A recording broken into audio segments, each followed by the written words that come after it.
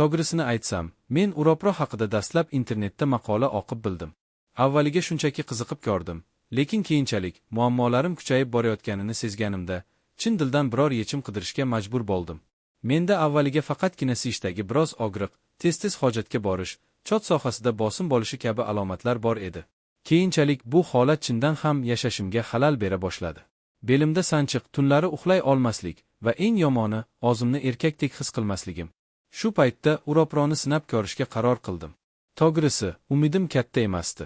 Lekin faqat 3-4 kundan so'ng og'riqlar kamaydi. Siyish qulaylashdi.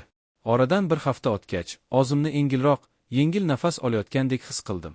Ereksiya ham asta-sekin tiklana boshladi. Bu men uchun juda katta o'zgarish edi. Uroproning menga yoqqan jihati, u tabiiy mahsulot. Yon ta'siri yo'q, allergiyam ham qo'zgamadi. Hech qanday og'riqli muolajalar, dorixona navbatlari yo'q, oddiy qo'llash, qulaylik va eng muhimi samara.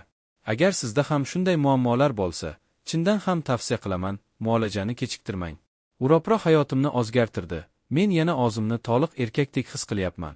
Maxsus chegirma bilan buyurtma berish uchun havola, kanal tavsifida va birinchi izohda. Shu yerdan rasmiy mahsulotni oling. Ortiqcha azob chekmang.